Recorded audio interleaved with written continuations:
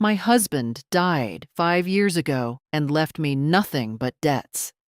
But a month later, a banker called me. Your husband opened an account in 1978 and kept adding to it for 40 years while he was alive. When they told me the balance that belonged to me, I couldn't believe it.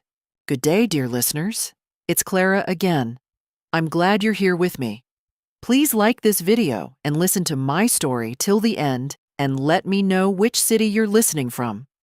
That way, I can see how far my story has traveled. I used to think I knew my husband. 41 years of marriage will do that to you. 41 years of coffee at the same kitchen table, of arguing over the thermostat in winter, of watching him fall asleep in front of the evening news before 10 o'clock. You start to believe you've mapped every corner of a person. You start to believe there are no rooms left you haven't entered. His name was Robert Harlow. Bob, to everyone who loved him. He was a civil engineer from Cincinnati, Ohio, a quiet man with large hands and a habit of humming old Sinatra tunes while he washed the dishes. We met in 1981 at a church potluck in Hyde Park. He brought a terrible green bean casserole, and I told him so to his face. He laughed so hard he spilled sweet tea on his collar. 3 months later, he proposed on the banks of the Ohio River, and I said yes before he'd even finished the sentence. Life wasn't glamorous. It wasn't supposed to be. We raised our son, Danny, in a brick colonial on Westover Hills Boulevard. Bob worked long hours. I taught 3rd grade for 22 years, then retired to take care of his mother when she got sick. We took vacations to Gatlinburg and Myrtle Beach. We refinanced the house twice. We fought about money the way most middle-class couples do, quietly and with great exhaustion. When Bob died of a heart attack in March of 2019, I thought the hardest part would be the loneliness. I was wrong. The hardest part was the paperwork. Within 6 weeks of his funeral, I was sitting at our kitchen table, the same table where we'd shared 40 years of coffee, surrounded by statements and overdue notices I had never seen before. A second mortgage on the house I didn't know existed. A line of credit opened in 2016. Medical bills, yes, but also something vaguer. Transfers, withdrawals, accounts I couldn't trace. My name was on almost none of them. I remember my hands shaking as I sorted through the files. Danny sat across from me, his face pale, saying very little.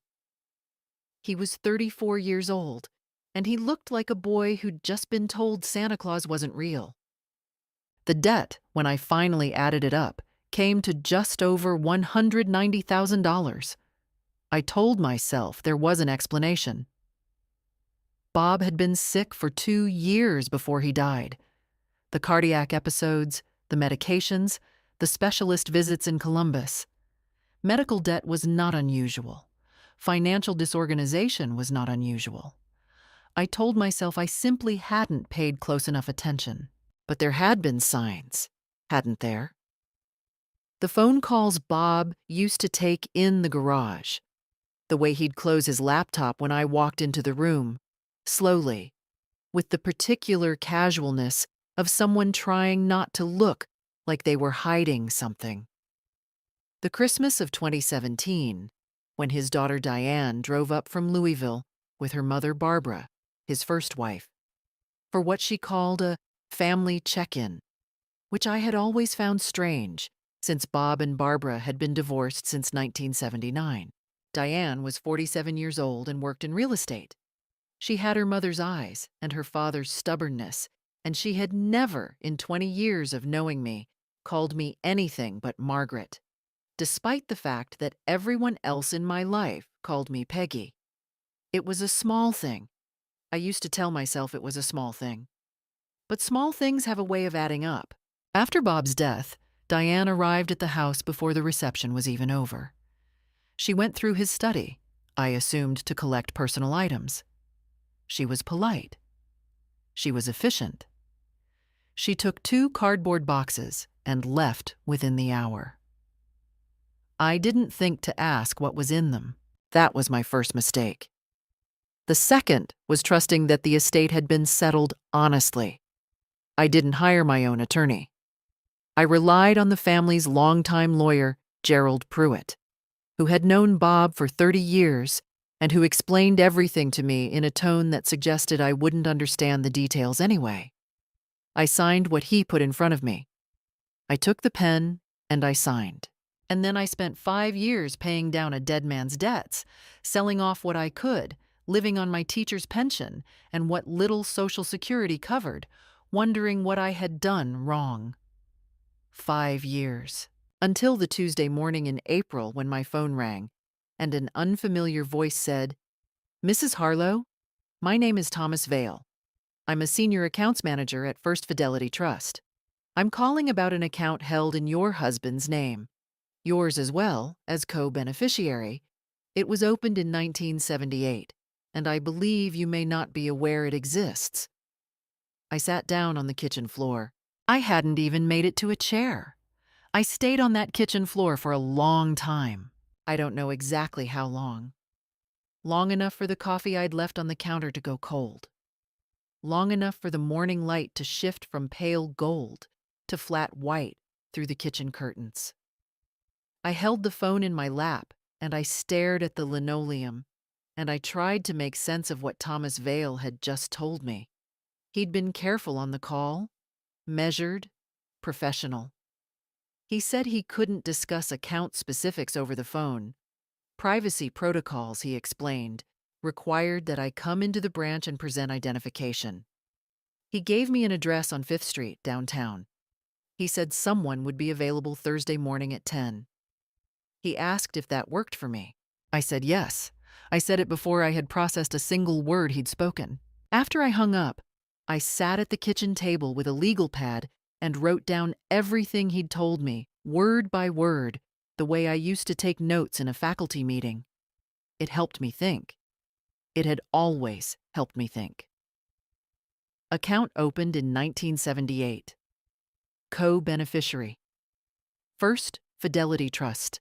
Bob and I didn't meet until 1981, which meant this account, whatever it was, predated our marriage, and yet my name was on it. He had added me at some point, quietly, without ever mentioning it. Why? I turned that question over in my mind for the rest of Tuesday and all of Wednesday. I cleaned the house because I needed something to do with my hands. I reorganized the linen closet. I walked the 2 blocks to the park and sat on a bench near the duck pond and watched a young woman push a stroller in slow, patient circles. And I thought about all the conversations Bob and I had never had. We had talked about everything. That was what I always said at dinner parties in those early years. Bob and I talk about everything. We disagreed about politics, about child rearing, about whether it was acceptable to refrigerate tomatoes. We had argued and reconciled and argued again for 4 decades. I had believed, sincerely believed, that there was an honesty between us. But what is honesty in a marriage, really? Is it the absence of lies? Or is it something more active? The willingness to hand another person every key you own, including the ones to rooms you'd rather keep locked? I went home and made myself eat dinner. Soup from a can. I sat at the table alone, the way I had every evening for 5 years, and I thought about Diane. That was when the shape of something began to form in my mind. Diane had come to the house the day of the funeral and taken 2 boxes from Bob's study. I had never asked what was in them. I had never thought to ask. But now I thought of other things. Small details I had filed away without examining. The way she'd insisted on handling all communication with Gerald Pruitt during the estate process, acting as the point of contact to spare me the stress. The way she had summarized the estate documents for me, rather than walking me through them line by line. The way she had stood in my kitchen 2 months after the funeral and said, gently, that I should probably think about downsizing, that the house payments were going to be challenging going forward. She had known about the debt. Had she also known about the account? I didn't sleep that night. I lay in the bed I had shared with Bob for 37 years, and I stared at the ceiling, and I made a list in my head. Not of what I knew, but of what I needed to find out. Thursday morning, I was at First Fidelity Trust on 5th Street by 9:40. I sat in a chair in the lobby and waited. The branch was cool and quiet, the way banks always are, as if money prefers a certain temperature.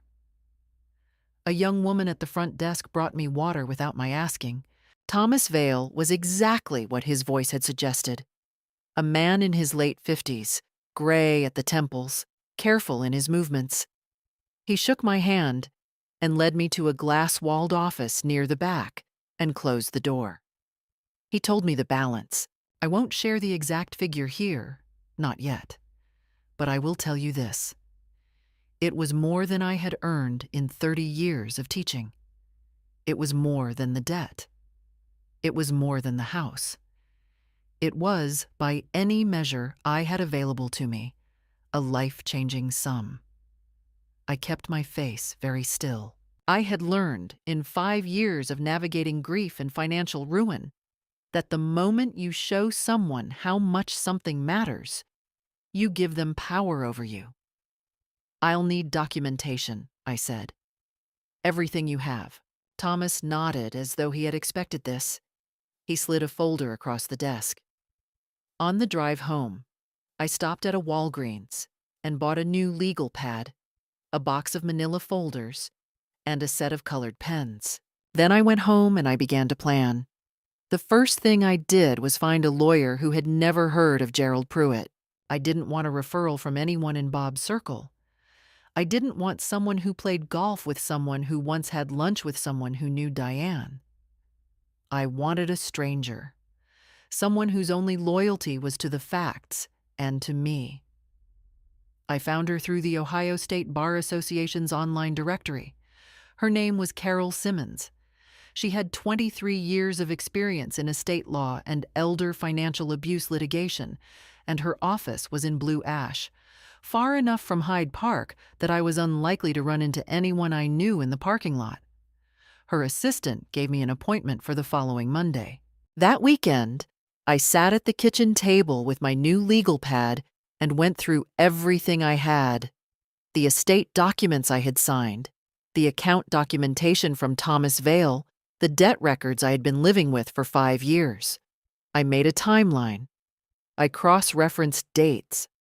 I wrote down every conversation with Diane that I could remember, noting what she had said and, more importantly, what she had specifically steered me away from asking. The pattern was not subtle once I was looking for it. Carol Simmons was a small woman with silver-streaked hair and reading glasses she wore on a chain around her neck.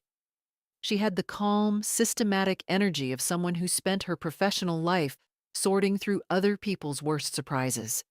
She listened to me for 40 minutes without interrupting. Then she put on her glasses and read through the documents I had brought. "The co-beneficiary designation was added in 1989, she said, looking at the First Fidelity paperwork. "Did your husband ever mention that to you?" "Never." "And the estate was settled through Gerald Pruitt?" "Yes." "Did Pruitt have access to your husband's full financial records?" I told her I assumed so. She wrote something on her notepad and said nothing for a moment. "Mrs. Harlow," she said finally, "if this account existed at the time of your husband's death and was not disclosed during probate, that is a serious problem. It may constitute fraud against the estate. Depending on what we find, it could involve your husband's attorney, his daughter, or both." The word fraud sat in the air between us like a stone dropped into still water. I drove home through the April afternoon thinking about Gerald Pruitt, his measured explanations, his patient sighs, his habit of addressing me as if I were a child being told why she couldn't have dessert before dinner. Had he simply been negligent? Or had he been deliberate? I didn't have to wait long for an answer. Carol called me that Wednesday. She had submitted a formal records request to First Fidelity Trust, and Thomas Vale had been cooperative. What emerged from the documentation was this. 18 months before Bob's death, in September of 2017, someone had submitted a written inquiry to the bank asking about the process for removing a co-beneficiary from an account. The inquiry had been submitted on behalf of Robert Harlow, but the handwriting on the original letter was not Bob's. Thomas Vale had kept the original because something about it had struck him as irregular at the time, and he had never filed it away properly. It had sat in a physical folder in his desk drawer for years, which was how it had survived. He couldn't say legally what it meant, but he had made a copy for Carol. Carol sent me a scan that evening. I sat at my kitchen table and I looked at the handwriting on the letter, and I recognized it immediately. I had seen that handwriting on birthday cards, on casserole dishes returned with thank you notes, on a Christmas card that said, "Wishing you a peaceful season." Margaret in large looping letters that pressed hard into the paper. It was Diane's handwriting. In September of 2017, while Bob was alive but weakening, while I was managing his medications and driving him to appointments in Columbus, his daughter had written to his bank, using his name, asking how to cut me out of an account she was not supposed to know existed. She had known about the account for at least 2 years before he died. She had tried to remove me. She had failed. The bank had required Bob to appear in person for any beneficiary changes, and Bob, whether out of reluctance or declining health, had never done so. And then he had died. And Gerald Pruitt had guided me through an estate settlement that never once mentioned First Fidelity Trust. How much had Pruitt known? How many conversations had there been between Diane and Barbara and a family attorney about what to do with the wife who had signed whatever they put in front of her? I closed my laptop and sat in the dark kitchen for a long time. Then I picked up the phone and called Carol Simmons. "I'm ready," I said. "Tell me what we do next." Carol filed the complaint on a Thursday. It was a civil action naming Diane Harlow Cross and Gerald Pruitt as respondents in a claim of fraudulent concealment of estate assets. It cited the First Fidelity Trust account, the unauthorized letter submitted in Bob's name, and Pruitt's failure to disclose the account during probate proceedings. Carol had also filed a separate complaint with the Ohio Supreme Court's Board of Professional Conduct regarding Pruitt's conduct as an attorney. She told me it would take time. These things always took time. But the filing itself was a declaration. It put names on paper in an official record where they could not be quietly undone. I felt when she told me it was done something I hadn't expected. Not triumph, not relief. Something quieter. A sense of having finally stood in the correct place. I went to Grater's Ice Cream on Madison Road that afternoon and got a single scoop of black raspberry chip, the kind I always used to get when I was treating myself, and I sat at a table by the window and watched the afternoon foot traffic on the street and thought, this is what it feels like to stop being afraid. It lasted approximately 4 days. The call came on a Monday morning. It was Diane. She didn't raise her voice at first. That wasn't her style. She was cool and deliberate, and she said she had been made aware of my legal actions and that she wanted to discuss them. She used the word discuss the way a cat uses its paw before it extends its claws. I told her there was nothing to discuss. She could speak to my attorney. That was when the temperature changed. Margaret. Her voice dropped in a way I associated with her father. That quiet flattening that meant the pleasant portion of the conversation was over. You need to think very carefully about what you are doing. You are 65 years old. You are alone. You have a son who has a career and a family and a reputation in this city. Do you really want to spend the next 3 years of your life in a courtroom? She paused to let that settle. My father loved you, she said. But he also trusted us to handle certain things. This account is complicated. There are things you don't understand about where that money came from and what it was meant for. You could walk away from this with something reasonable, a settlement, something quiet, and everyone keeps their dignity. I thought about the word dignity. I thought about 5 years of eating soup from cans while making minimum payments on a mortgage I hadn't known existed.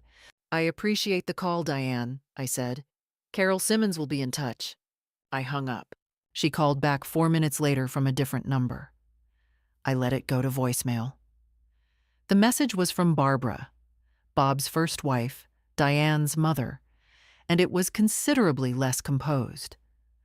Barbara's voice was sharp and slightly breathless, and she said that I had always been an outsider in this family, that Bob had confided in them about his finances because he knew I couldn't be trusted to handle complexity, and that I was making a terrible mistake that I would regret for the rest of my life.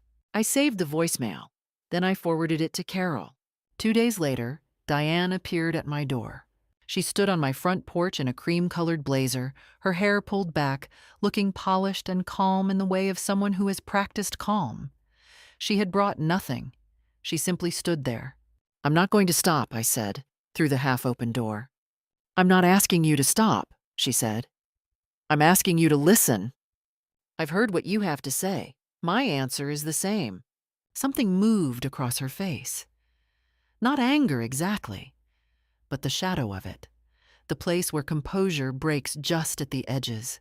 "You have no idea," she said quietly, "what you are opening." "Then I suppose I'll find out." I closed the door. I stood in my hallway with my heart going fast and uneven in my chest, and I listened to her footsteps cross the porch, descend the steps, and recede down the front walk.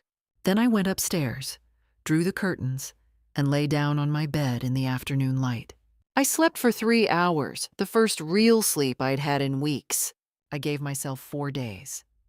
I watched old movies, took long walks around the duck pond, had dinner with Danny, who knew only that I was dealing with some estate things, and who asked careful, non-invasive questions in the way of a son who loves his mother and knows her well enough not to push. On the 5th day, I went back to Carol's office. I was ready to continue. Diane's next move surprised me with its elegance. I had expected escalation. More calls, more pressure, perhaps a letter from whatever attorney she had retained. Instead, 10 days after she had stood on my porch, I received a handwritten card in the mail. Cream envelope, her handwriting. That same large looping script I had seen on the letter to First Fidelity. The note inside said that she had spoken to her mother and that they wanted to meet, not as adversaries, but as family. She suggested lunch at the Precinct, a restaurant on Columbia Parkway that Bob had loved, that I had loved. She said she had something she wanted to share with me, a peace offering, or something dressed as one. I held the card for a long time. What was she offering exactly? A settlement number she thought I'd accept? Information she thought would change my position? Or simply an opportunity to look me in the face, assess how frightened I was, and calibrate her strategy accordingly? I didn't go to the lunch, but I didn't ignore the card either.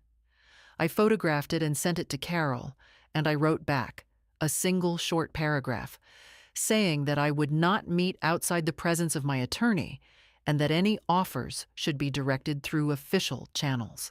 Diane did not respond. For 2 weeks, there was silence. It had the particular quality of silence that isn't quiet at all. The kind where you become more, not less, alert. I found myself checking my mailbox with something like dread, watching for unfamiliar cars on the street, going over conversations in my mind and wondering what I might have missed. I knew what I needed. I had lived alone long enough to recognize the signs. I was starting to fold inward, starting to make decisions from a place of fear rather than clarity. I needed someone to talk to. I thought about this for several days before I did anything. I was a private person, had been for most of my life. The years of teaching had given me the performance of confidence, but I had never been someone who asked easily for help. Bob had known this about me. He used to say that I treated vulnerability the way some people treat bad weather. I acknowledged it, dressed appropriately, and went outside anyway. I called my friend Ruth. Ruth Calloway had been my closest friend since 1993, when our sons had played on the same Little League team, and we had spent 2 seasons sitting together on aluminum bleachers, making fun of the parents who screamed at 8-year-olds about their batting stance. She was 71 now, sharp and funny and allergic to nonsense, a retired nurse who had buried one husband and divorced another, and who had a way of listening that made you feel both understood and slightly embarrassed you hadn't figured things out sooner. We met at a coffee shop in Oakley on a Thursday morning. I told her everything. Ruth did not say much while I talked. She stirred her coffee and watched my face and let me get through all of it.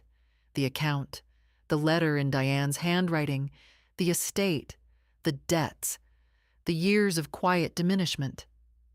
When I finished, she put her mug down and said, "How long have you known?" "About the account? About 6 weeks?" "No," she said. "How long have you known something was wrong?" I opened my mouth to answer and found I didn't have one ready. "Because I remember," Ruth said, "the Christmas of 2018. You called me after the holidays and you said something about Diane and Bob and you used the word strange. And then you said, 'But I'm probably imagining it,' and changed the subject. I let you change it. I shouldn't have." I thought about that Christmas. Bob had been weaker by then. He had spent most of it in the armchair by the window. Diane had visited alone. Barbara had not come that year.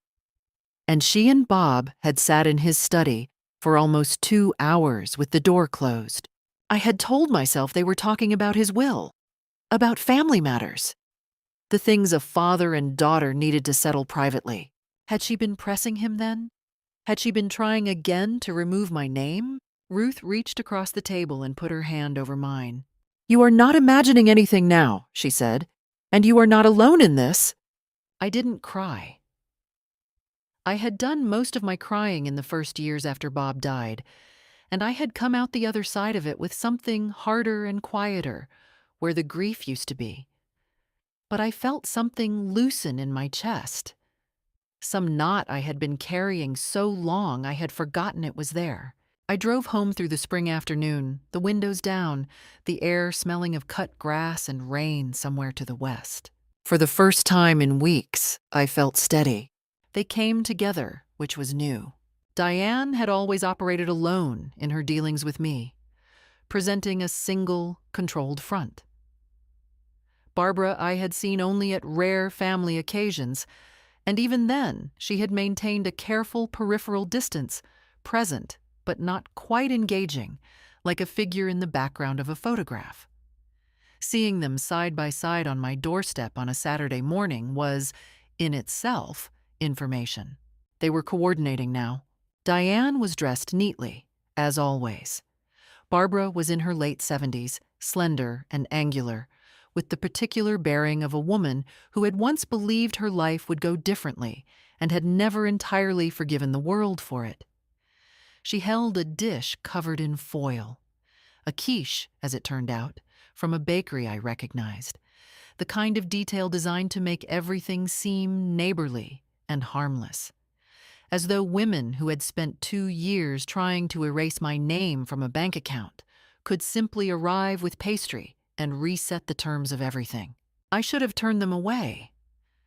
I knew that even then. But I stepped back from the door and let them in because I wanted to hear what they had decided to say. Sometimes you need to let the other side show their hand.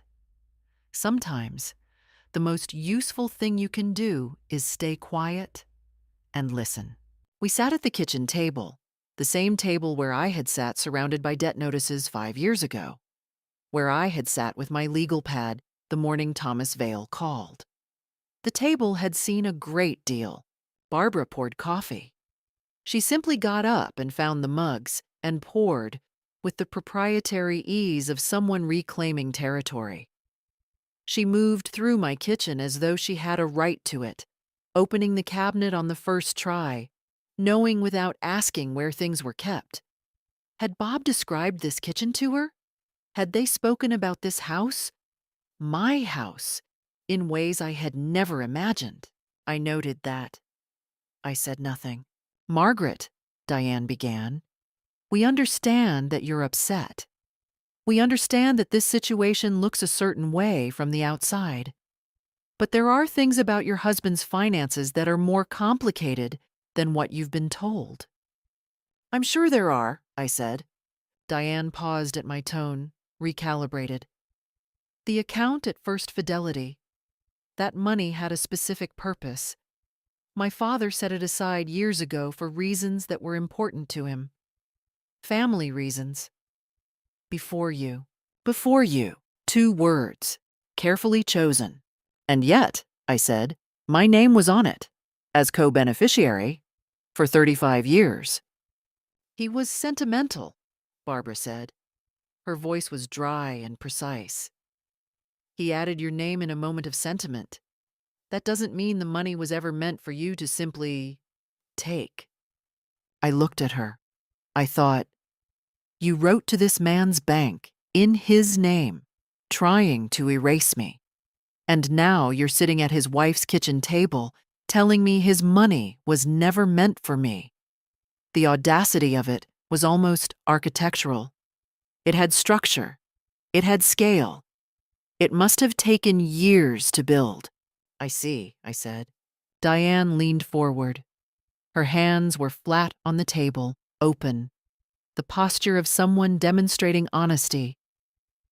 We're prepared to be generous. We're not asking you to walk away with nothing. A settlement?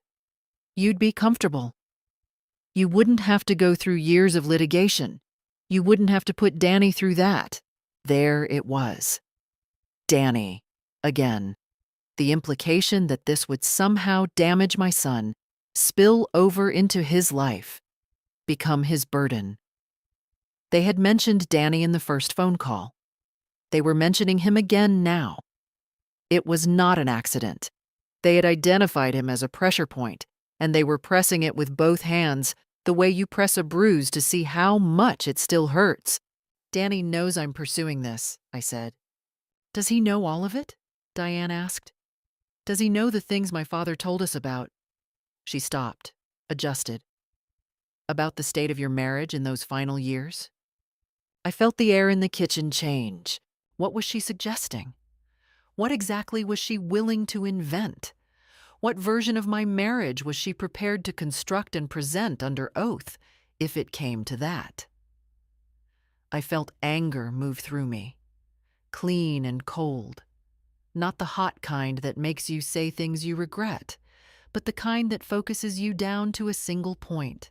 Diane, I said very quietly, I want you to think carefully about what you are about to say, because anything you say to me I will repeat under oath, and anything you cannot prove you will be accountable for.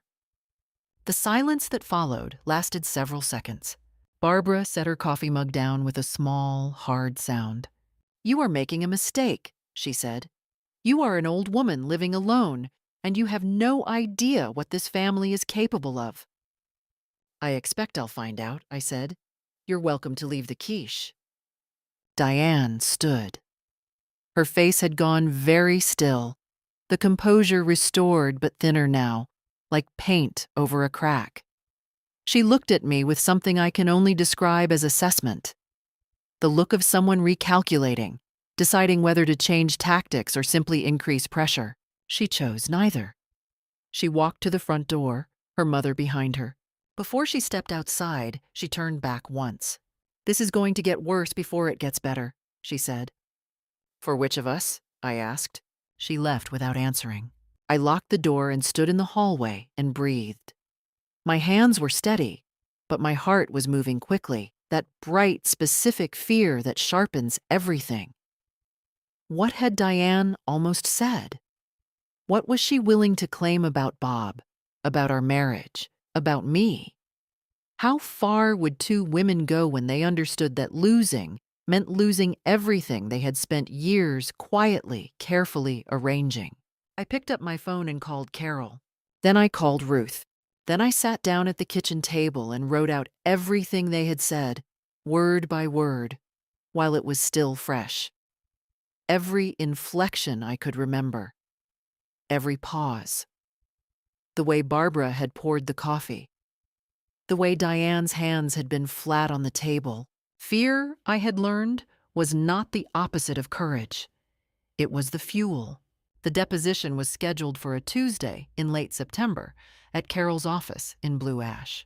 I had been preparing for it for months, not only legally, but in the way I used to prepare for the hardest parent-teacher conferences of my career, by knowing more than the other person expected me to know, and by keeping my face completely neutral when I used it. I had learned in 30 years of teaching that the most powerful position in any room is the one where you know exactly what is coming and the other person believes you don't. Carol had been thorough. Through the formal discovery process, she had obtained Gerald Pruitt's communications with Diane going back to 2016. Emails, not phone calls, because Pruitt had been careless in ways that careful people often are when they believe the other side isn't looking. The emails were not explicit. They never said, "Help us hide this account," or "Keep the wife in the dark."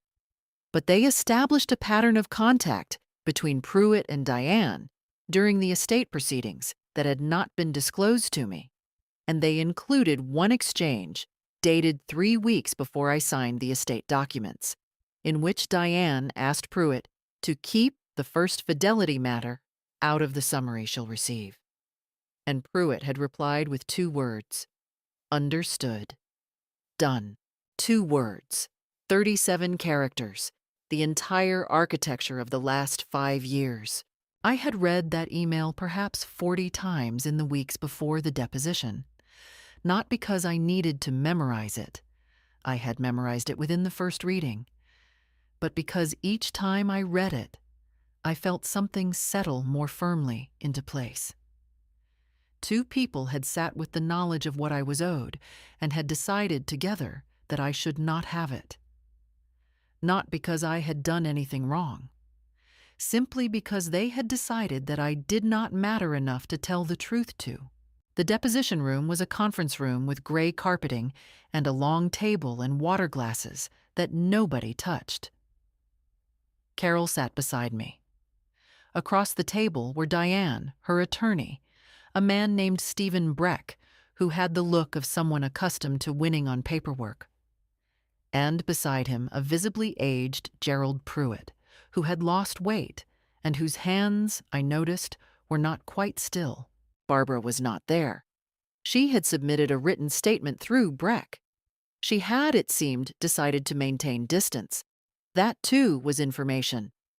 When the pressure becomes real, you find out quickly who trusts whom and how much. Diane looked composed when she came in. She was dressed professionally, her posture correct, her expression arranged in the serene certainty of someone who has been told by their attorney that everything is under control. Carol opened by introducing the first Fidelity Trust documentation, the account history, the co-beneficiary designation, the balance at the time of Bob's death.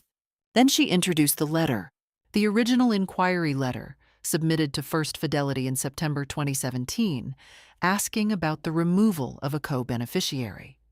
She placed a copy in front of Diane and asked her to look at it. Diane looked at it. "Can you identify the handwriting in this letter?" Carol asked. "I can't say for certain," Diane said. "Take your time." "I really can't say." Carol then produced a comparison document, a card Diane had sent me at Christmas 2018, which I had provided with Diane's handwriting. She placed it beside the letter. The room was very quiet. Stephen Breck said something about the reliability of handwriting comparison, and Carol acknowledged it smoothly and said that the documents had been reviewed by a certified forensic document examiner retained by our side, and that she would be submitting the expert's report as an exhibit. Diane's composure did not break, but something behind it shifted, something in the set of her jaw, the small adjustment of her eyes. She had walked into this room believing she could hold the line of, "I don't recall." She was beginning to understand that the line had already been cut from behind. "Ms. Harlow Cross," Carol said, "were you aware of the First Fidelity Trust account during your father's lifetime?" "My father discussed various financial matters with me, yes." "Were you aware of the account at the time of your father's death?" "I was aware that he had various accounts." "Were you aware of this specific account when you participated in discussions with Gerald Pruitt regarding the estate settlement?" A pause. Breck leaned over and said something quietly. Diane said, "I don't recall the specific details of every account discussed." Carol let the silence sit for 3 seconds. Then she placed the email exchange in front of Pruitt. Pruitt stared at it. He looked, for a moment, like a man watching a wall he had built very carefully simply fall. His hands on the table were still now, with the particular stillness of someone who has stopped trying to control their composure and moved into something beyond it. Carol addressed him directly. "Mr. Pruitt, this email, dated October 14th, 2019, contains your written response to a request from Diane Harlow Cross to exclude, and I'm quoting, the First Fidelity matter from documentation provided to Margaret Harlow during estate proceedings. Your response was, 'Understood. Done.' Is this your email address in the header?" Breck objected. "It was overruled. This was a deposition." "Yes," Pruitt said. His voice was barely audible. "Is this your reply?" A longer pause. In the silence, I could hear the faint sound of traffic from the street outside, ordinary life continuing in its ordinary way, indifferent to what was being confirmed in this gray-carpeted room. "Yes." The word landed in the room like something dropped from a height. Diane turned to look at Pruitt. It was an involuntary movement. She couldn't help it. And in it, I saw everything. The recognition that he had just confirmed what they had both agreed not to confirm. That the careful architecture of "I don't recall" and various accounts had just been structurally undermined by a 2-word email reply a tired attorney had sent 3 years ago and forgotten about. The look she gave him lasted less than 2 seconds. But it contained, in that brief flash, something very close to fury. I kept my face still. I thought about the kitchen floor where I had sat after Thomas Vale called, the soup cans, the legal pad, the 5 years of quiet, grinding diminishment. I thought, here we are. The deposition was the beginning of the end, not the end itself. Legal proceedings moved slowly, and the months that followed required patience I didn't always have. There were motions filed and countered, additional discovery requests, a mediation session in January that lasted 6 hours and resolved nothing because Diane's team still believed they had enough uncertainty to work with. They didn't. But they needed to arrive at that conclusion themselves, and no amount of evidence, it turned out, accelerates the speed at which a person accepts that they have lost. The moment they arrived was a Thursday in March, almost a full year after Thomas Vale's phone call, when Stephen Breck contacted Carol and said his client was prepared to discuss settlement. Carol called me that afternoon. I was in the park, on the bench near the duck pond where I had sat so many times in the past year, working things through. The sky was flat and gray, and the ducks were moving in their indifferent circles, and my phone rang. "They want to talk," Carol said. "What changed?" I asked. "The Board of Professional Conduct issued its preliminary findings on Pruitt this morning. He's facing disbarment. His attorney has advised him to cooperate with us fully in exchange for consideration on the civil claims. He's prepared to provide a complete sworn statement." That was what had changed. When Gerald Pruitt decided that protecting Diane was no longer worth the destruction of his own career and reputation, the entire structure they had built collapsed. It had always depended on his silence. The moment he chose otherwise, there was nothing left to hold it up. A conspiracy is only as strong as the willingness of its participants to keep paying the cost. And for Pruitt, the cost had finally exceeded what he was prepared to pay. We did not settle. I want to be clear about that. Stephen Breck proposed settlement 3 times over the following 6 weeks, and 3 times Carol and I declined. Not out of cruelty, out of the simple calculation that what a court would award us given Pruitt's forthcoming testimony and the documentary evidence we had assembled was substantially more than anything Diane was willing to offer voluntarily. She was still, even then, trying to limit the damage. She was still, even at that stage, trying to control what the outcome looked like. I had spent 5 years having things controlled for me. I was done with that. The case went before a judge in Hamilton County in April. It was not a long trial. Complex cases sometimes aren't when the documentary record is complete. The forensic examiner confirmed the handwriting. Pruitt testified under oath that Diane had known about the First Fidelity account before Bob's death and had instructed him to exclude it from estate documentation. He testified that Barbara had been present at least one conversation where the account's concealment was discussed. He testified that he had complied, that he had rationalized it as serving his longtime client's wishes, and that he understood now the harm it had caused. He looked at me once while he said this. His face had the gray, collapsed look of a man who had rehearsed a version of himself for decades and was finally watching it disassemble in public. I felt no particular satisfaction in it. What I felt was more like recognition, the acknowledgement of a truth that had existed all along, finally said aloud in a room that would record it. I didn't look away. Diane sat at the respondents' table throughout with the rigid stillness of someone using every available unit of self-control. She did not testify in her own defense in any meaningful way. Breck had clearly advised her against it, knowing that Carol's cross-examination would be methodical and that Diane's habit of careful misdirection would not hold up under sustained direct questioning. She said very little. For a woman who had spent years managing information, managing perception, managing what I knew and what I didn't, the silence must have cost her considerably. The judge ruled in my favor on all primary claims. The full balance of the First Fidelity account, which I will now tell you, was $2.3 million, accumulated over 40 years of quiet, steady deposits by a man who had, whatever his failings in speech, kept his promise in writing, was awarded to me as the lawful co-beneficiary. The estate debt was legally recategorized, and a portion was determined to have been improperly attributed to the marital estate. I was awarded damages for this as well. In total, the judgment came to just over $2.6 million.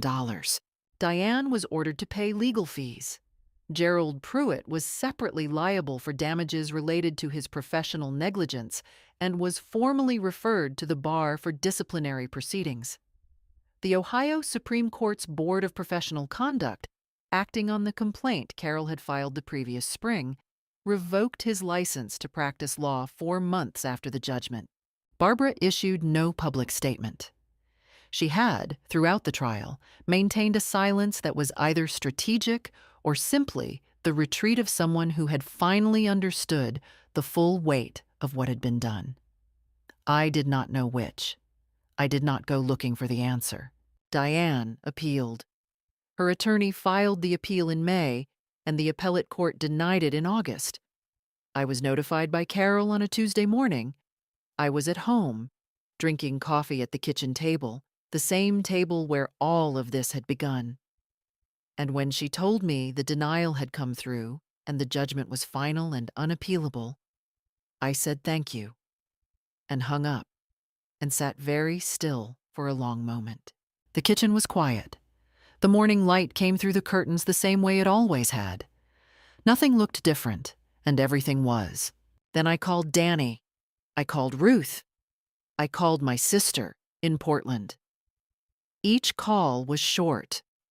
There were no dramatic speeches, no lengthy declarations. Just the same 3 words, spoken 3 times. It's over. We won. The money was transferred to my account in September. I remember the moment the confirmation email arrived. An ordinary-looking email. Standard bank formatting, sitting in my inbox between a grocery store promotion and a note from the library about a book on hold. I printed it. I folded it carefully and put it in the same folder where I had kept, for a year, every document, every note, every photograph of every piece of evidence that had brought me to this place. Then I went to Grater's. Single scoop, black raspberry chip. I sat by the window and watched the street and didn't think about anything in particular. It was enough. I did not leave Cincinnati. People assumed I would. That the first thing I'd do with the money would be to sell the house on Westover Hills Boulevard and move somewhere warm and far away, to start clean. But I had lived in that city for 40 years, and I had walked out of that house every morning through the worst of everything, and I wasn't going to let anyone take it from me, not even by moving. What I did was fix the roof, which had needed it for 3 years. Then I repaid the debts. All of them, in full, in a single afternoon, sitting at my computer with a cup of tea, paying off account after account, with the concentrated pleasure of someone finally setting down a very heavy bag. The second mortgage, the line of credit, the medical bills. Numbers that had lived in my head like a low, persistent noise for 5 years. And then they were gone. The silence afterward was remarkable. In the spring, I sold the house. Not in retreat, but because I found something I loved more. A craftsman bungalow 3 miles away in Oakley, closer to Ruth. 2 blocks from the coffee shop where we'd had our Thursday morning conversations all through the previous year. It had original hardwood floors and a front porch with 2 chairs and a garden in the back that had been left to grow wild. I spent that first summer putting it in order. Tomatoes, zucchini, black-eyed Susans along the fence line. The physical work of it was a pleasure I hadn't expected. Danny and his wife came for a long weekend in July. My granddaughter, who was 4, helped me water the garden and announced with great authority that the tomatoes were not ready yet. I took her to the duck pond. She named all of the ducks. She named them things like Gerald and Patricia and Soup, which made me laugh in a way I hadn't laughed in a very long time. I began to volunteer again, at the elementary school 6 blocks from my new house, tutoring reading twice a week, sitting across from a 7-year-old who is sounding out a word for the first time, watching the moment they get it. There is nothing quite like that. I had missed it. I hadn't known how much until I walked back into that room. Ruth and I joined a book club that met on the first Wednesday of every month at a wine bar on Hyde Park Square. The books were sometimes excellent and sometimes terrible, and the discussion was frequently more about the members' lives than the actual text, which was, I decided, exactly as it should be. I thought about Bob. I would be lying if I said otherwise. I thought about him often, not with the raw grief of the first years, but with something more complex, more textured. I had loved him. I believed in the part of me that had known him longest, that he had loved me. The account was real. His intention, whatever its complications, had been real. He had added my name in 1989 and had kept it there through everything. And I thought sometimes that this was the most honest thing he had ever told me, that he had said it not in words but in paperwork, quietly and without ceremony. the way he had done most things. I didn't forgive him entirely for the silence, but I understood it better as time went on. As for Diane and Barbara, I did not follow their lives with any satisfaction. But facts are facts, and this is what reached me in the ordinary way that news travels in a city where people know each other. Diane's real estate business in Louisville had been struggling before the trial. The legal fees, substantial given the length of the proceedings, had compounded problems that already existed. She sold her house in the Highlands neighborhood in November of that year, and a mutual acquaintance mentioned, without particular emphasis, that she had moved into a smaller rental. Whether the business had fully closed or simply contracted, I didn't know and didn't ask. Barbara had a health episode in the winter, a fall at home, a fracture that required recovery in a rehabilitation facility.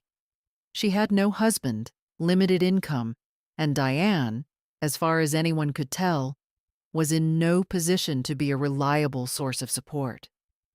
It was, I thought, a hard way to spend your late 70s. I didn't feel triumphant about it. I felt, if I'm honest, something closer to sad. Life had given them choices. They had chosen poorly, and in the end the ledger balanced itself, the way ledgers generally do.